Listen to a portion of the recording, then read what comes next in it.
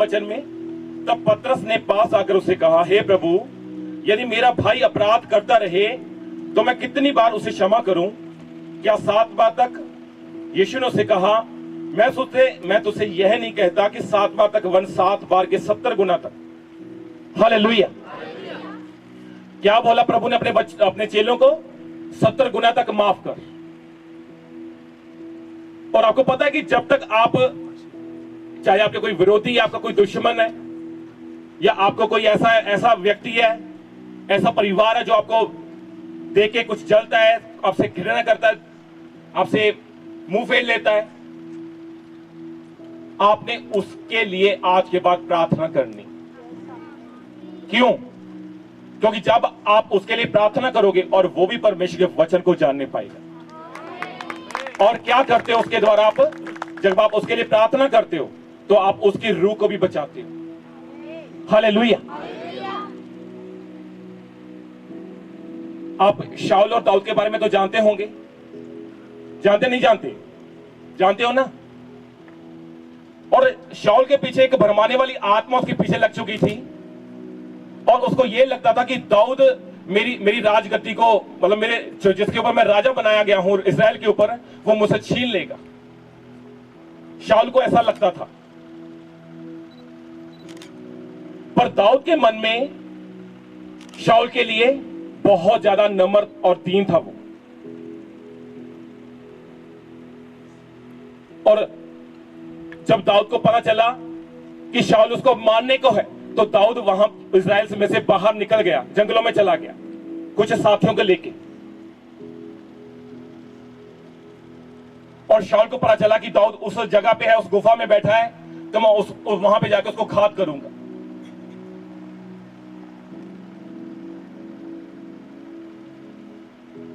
और दाऊद के अंदर इतनी स्पिरिचुअल सेंस थी, उसको पता था ये मेरा अगुआ है, इसने मेरे को चुना था, और इसने मेरे को कमांड किया था कि जा, तू जाके गोलियत के साथ लड़। अगर उसकी कमांड ना होती दाऊद के ऊपर, तो वो गोलियत को क्या मार सकता था?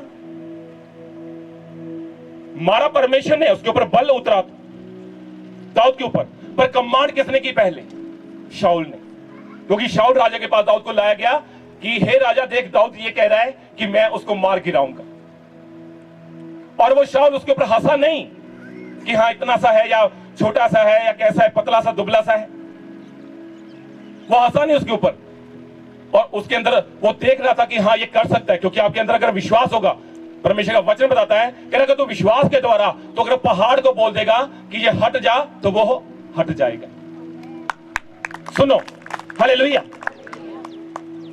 और दाऊद को पता चल चुका था कि हाँ मेरे को पीछे से कमांड आ चुका है। और सबसे बड़ी बात, क्योंकि दाऊद ईमानदार और वफादारी में चलने वाला था, और गोलियत को उसने गिरा डाला था। और जब गोलियत गिरा, तो जितनी सेना उसके साथ थी, सब उल्टे पांव भाग गई थी। भागी नहीं थी? नहीं भागी थी, भागी थी। हालेलुया। एक 15 फुट का बंदा एक पत्थर के साथ गिरा दिया उसने। वे तभी हो सकता है जब आप अपने अगुए की अगुवाई में चलते हो और उसकी कमांड को सुनते हो। आज हम अपने अगुए को, अपने स्पिरिचुअल फादर को, अपने माता पिता को डैडी तो मां तो बोलते हैं, पर अंदर से कुछ और है। मुंह से बोल रही है स्पिरिचुअल फादर है, मुंह से बोल रहा मेरा अगुआ है, पर है नहीं अंदर से कुछ भी, ऊपर ऊपर मन से है। और ऊपरी मन वालों को परमेश्वर कभी प्रेम नहीं करता, ना ही उनसे बात करता है। और जब शाऊल को पता चला कि दाऊद इस गुफा में जाके बैठा हुआ है, तो काफी सारी सेना लेके उसके पीछे चला गया।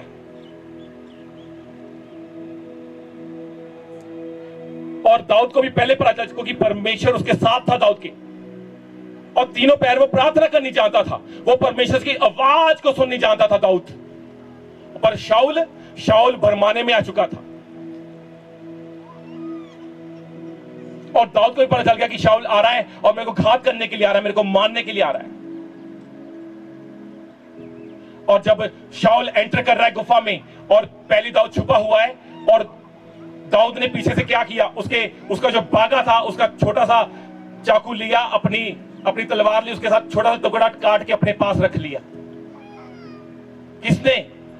दाऊद ने। हालेलुया। मैं आपको वचन सुनाता हूं। हालेलुया।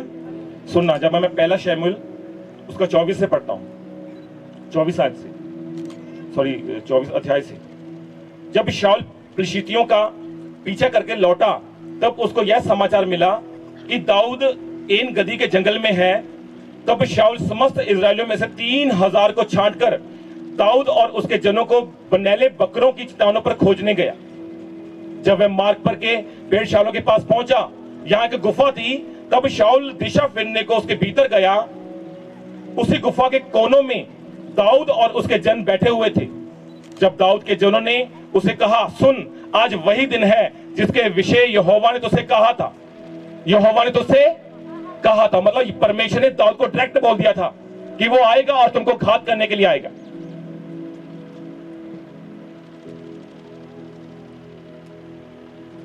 तब दाऊद के जनों ने उसे कहा, सुन, आज वही दिन है जिसके विषय यहोवा ने तुझसे कहा था, मैं तेरे शत्रुओं को तेरे हाथ में सौंप दूंगा कि तू उससे मनमाना बर्ताव कर ले। तब दाऊद ने उठकर शाऊल के बागे की छोर को छिपकर काट लिया। इसके बाद दाऊद शाऊल के बागे की छोर काटने से पछताया। वह अपने जनों से कहने लगा, यहोवा ना करे कि मैं अपने प्रभु से जो यहोवा का अभिषिक्त है ऐसा काम करूं कि उस पर हाथ उठाऊं, क्योंकि वह यहोवा का अभिषिक्त है। क्या है यहोवा का? कौन कह रहा है ये चीज? दाऊद कह रहा है, परमेश्वर के सामने गिड़गिड़ा रहा है कि पिता, कि हे यहोवा परमेश्वर, मैंने ये क्या कर लिया? मैंने उसके बागे को क्यों, उसकी एक छोटे से टुकड़े को, उसके कपड़े को काट लिया? ऐसी बातें कहकर दाऊद ने अपने जनों को समझाया और उन्हें शाऊल पर आक्रमण करने को उठने ना दिया। फिर शाऊल उठकर गुफा से निकला और अपना मार्ग लिया। उसके बाद दाऊद भी उठकर गुफा से निकला और शाऊल के पीछे से पुकारकर बोला, हे प्रभु, हे प्रभु, हे राजा। जब शाऊल ने पीछे मुड़कर देखा, तब दाऊद ने भूमि की ओर सिर झुकाकर दंडवत की और दाऊद ने शाऊल से कहा, जो मनुष्य कहते हैं कि दाऊद तेरी हानि चाहता है, उनकी तू क्यों सुनता है? देख, आज तूने अपनी आंखों से देखा है कि यहोवा ने आज गुफा में तुझे मेरे हाथ में सौंप दिया था, और किसी ने तो मुझसे तुझे मार डालने को कहा था, परंतु मुझे तुझ पर तरस आया और मैंने कहा, मैं अपने प्रभु पर हाथ ना उठाऊंगा, क्योंकि वह यहोवा का क्या है? अभिषिक्त है। हालेलुया। आपको समझ आई नहीं आई? समझ आई नहीं आई? मैं कह रहा हूं, दाऊद के अंदर इतनी स्पिरिचुअल सेंस थी, उसको पता था कि ये मेरा अगुआ है और इसने मेरे को कमांड किया था, उसके बाद ही मैं बल के साथ हर लड़ाई जीतता आया हूं। और जब भी दाऊद लड़ाई लड़ने जाता था, वो शाऊल कह के जाता था कि हे शाऊल राजा, मेरे को आज्ञा दे, मैं लड़ाई करने के लिए जा रहा हूं। और शाऊल तो बैठा रहता था वहां पे, क्योंकि दाऊद उसके जीवन में आ चुका था। पर शाऊल के पीछे कोई भरमाने वाली आत्मा उसको भरमा रही थी, और उसको यह था मन में कि कहीं दाऊद मेरे राज्य को छीन ना ले। और दाऊद यहां पे क्या कह रहे हैं कि हे प्रभु, तू यहोवा का अभिषिक्त है, तेरे द्वारा मैं चुना गया। हाँ, और तेरे को भी परमेश्वर ने अभिषेक दिया है, अभिषिक्त किया है तेरे को भी, तेरे ऊपर भी अभिषेक आया है। हालेलुया। और दाऊद कह रहा है कि हे प्रभु, अगर यहोवा ने मेरे हाथ में तुमको दे दिया था, पर फिर भी मैंने ना तो यहोवा के सामने कोई गलती की, ना तुम्हारे सामने कोई गलती की। समझ आई नहीं आई कि मैं परमेश्वर के सामने भी निर्दोष हूं और तुम्हारे सामने भी निर्दोष हूं। आज आपने अपने मनों को अंदर झांकना है कि आप कितने निर्दोष हो। आज आपको, अगर आपको परमेश्वर ने चर्च के साथ जोड़ा, या आप इस चर्च के टीम का हिस्सा हो, तो आप ये समझो कि ये परमेश्वर की ओर से है, ये मेरी ओर से, ये आपकी ओर से नहीं है। अगर आज आपको कोई बड़ा औहदा दिया गया है किसी भी जगह पे, वो औहदा परमेश्वर की ओर से है, वो ऐसे आपको नहीं मिलता। पर उस औहदे का कभी तिरस्कार ना करो, उसकी बेकदरी ना करो, क्योंकि यहोवा परमेश्वर जो सबसे महान है, जो अद्भुत युक्ति और बड़े काम करके दिखाने वाला परमेश्वर है, वो जानता है अगर आप बेस्ट काम नहीं करोगे, वो आपके लिए कोई और रख लेगा। फिर समझ आ रही नहीं आ रही आप लोगों को?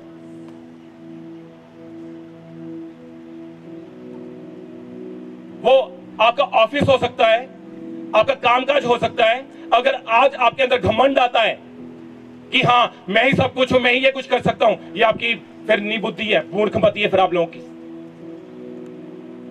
अगर आप मन में ये चीज सोचते हो, क्योंकि शाऊल ने सोचा था और क्या हुआ था, भरमाने वाली आत्मा उसके ऊपर मंडराना शुरू हो चुकी थी। और दाऊद के अंदर इतना प्रेम था उसके लिए कि हे पिता, ये तेरा अभिषेक है, इसके ऊपर तेरा अभिषेक ठहरा हुआ है, मैं इसको कैसे मार डालूं? अगर इसके ऊपर मैं हाथ उठाऊंगा तो मैं पापी ठहरूंगा और मैं तेरा जन नहीं हूंगा। फिर समझ आ रही नहीं आ रही आप लोगों को?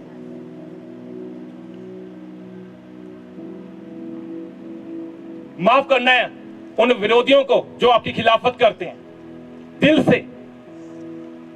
फोन पे मैसेज करना उन लोगों को, हाँ, व्हाट्सएप करना, फोन करना, चाहे खुद जाके मिलना और उनको बोलना, माफ कर दे भाई, माफ कर दे बहन, जो मुझसे गलती हुई है मेरे को माफ कर। क्योंकि मैं आज वचन सुन के आया हूं और वचन में मेरे को यह चीज सिखाई गई है कि अगर तू किसी को माफ नहीं कर सकता, अगर तू आज भी भरा हुआ है, तो परमेश्वर का जन नहीं है। उनको बोलना कि मैं परमेश्वर का जन बनना चाहता हूं, चाहती हूं, यीशु मसीह के नाम में। हालेलुया। समझ आ रही नहीं आ रही है? आप उनको बोलना जाके कि मैं वचन सुन के आया हूं और मेरे को वचन में यह चीज सिखाई गई कि तुम अपने आप को खाली करोगे और मैं तुमको भरूंगा। फिर कि मैं तभी खाली होऊंगा जब मैं माफी मांगूंगी। हालेलुया।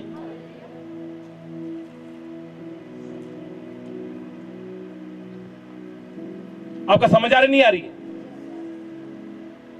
अगर समझ आ रही है तो आप आज बच्चों की तरह नहीं बनोगे, हाँ, आत्मिक बुजुर्ग की तरह बनोगे। जो आत्मिक बुजुर्गी में हो जाते हैं ना, तो उनको कोई फर्क नहीं पड़ता। फिर कोई चर्च में आए चाहे ना आए, अगर कोई मेन बंदा भी ना आए तो भी कोई फर्क नहीं पड़ता। क्यों? यहोवा का हाथ उस अभिषिक्त के ऊपर है। जिसने खड़ा किया है उसको पता है कि उसने कैसे खड़ा किया है, और वो चर्च चलाना भी जानता है और हर एक काम करना जानता है। फिर वो समझ आ रही नहीं आ रही आप लोगों को? कि ये ना समझो कि हाँ वो ऐसा ही वैसा है। अगर प्रभु उसको कहीं पे खड़ा करता है ना, वो ऐसे नहीं खड़ा करता, वो बड़ा कुछ दे के खड़ा करता है, उसको बड़ा कुछ दे के। हालेलुया। माफ करना उन लोगों को, अपने हार्ट को साफ रखना है।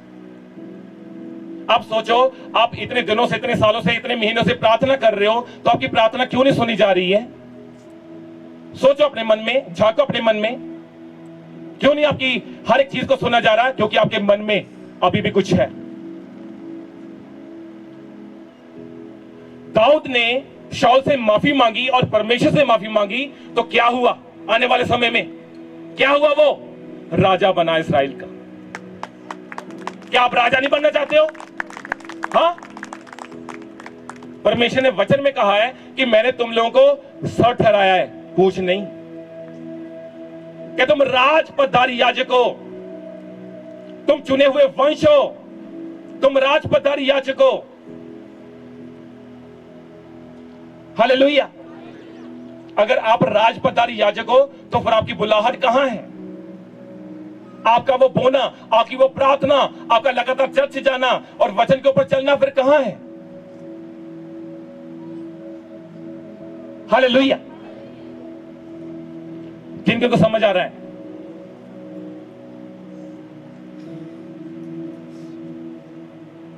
आपने उन लोगों के पास जाना है, अगर वो गुस्सा भी करे तो भी बोलना कि भाई बहन, मैं तुमसे माफी मांगने के लिए आया हूं आज, कि मेरा परमेश्वर मेरे को कमांड कर रहा है वचन में होके कि तू अपने आप को खाली करेगा और माफी मांगेगा, मैं तुमको भरूंगा।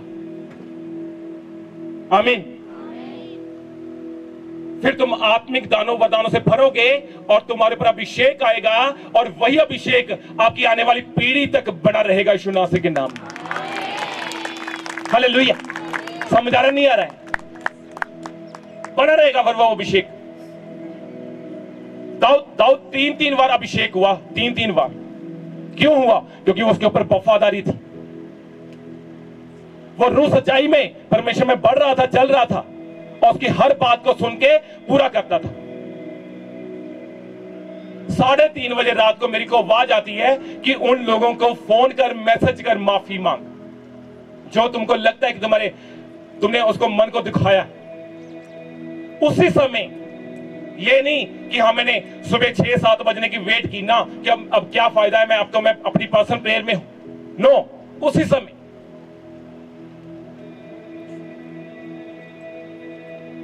प्रभु यीशु मसीह अपने चेलों को बोलते हैं कि तुरंत अपने उन मछली के किस्ती में जो जाल डाल रहे हो उसको छोड़ के मेरे पास आ जाओ तुरंत। और वो छोड़ा और वो पास आए और वो प्रभु कह रहा है कि तो अपने जालों को यहां नहीं, थोड़ा आगे जाके डालो। और जब आगे जाके डाला तो हजारों मछलियां पकड़ी उन्होंने, हजारों मछलियां। क्या किया उन्होंने?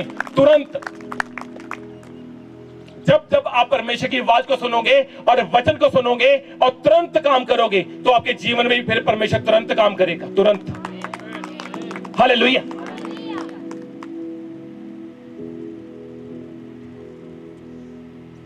मेरे पास कुछ दिन पहले कोई भाई गाड़ी लेके आया कि पास्टर जी हमें पता नहीं चला कि गाड़ी मिल गई हमें आपकी प्रार्थना के द्वारा। कि आप चर्च में आए हम और आपने बोला कि नई नई चीजें आपके घरों में आ रही हैं, कहना गाड़ी आ गई, कहना हमें पता भी नहीं था।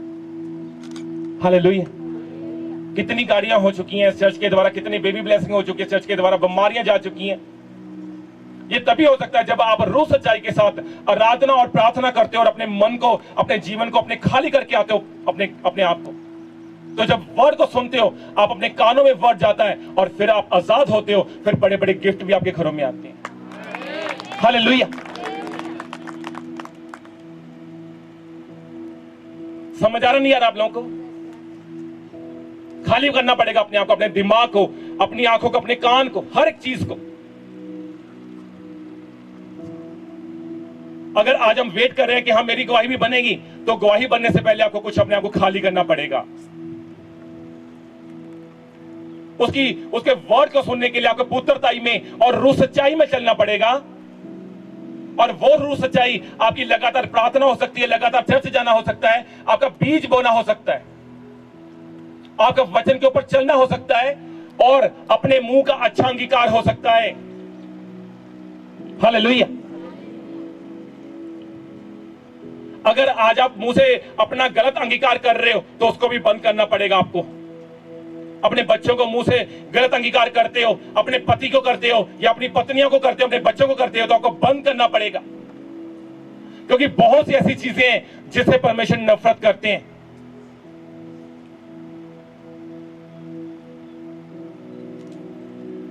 जब आपको परमेश्वर की ओर से कुछ मिलने वाला होता है आपके ऊपर और आप अपने मुंह से कुछ गलत अंगीकार कर देते हो, अपने बच्चों को या अपने पति को या अपनी पत्नी को, और फिर हम कहते हैं नाल वाले बैठी थी भैन की गवाही बन गई, मेरी गवाही है तक क्यों नहीं बनी? क्यों नहीं बनती है? क्योंकि हमने अपने मुंह का अंगीकार अच्छा नहीं किया, हमने किसी को माफी नहीं किया, अपने मन को शुद्ध नहीं रखा, मन को साफ नहीं रखा। हालेलुया।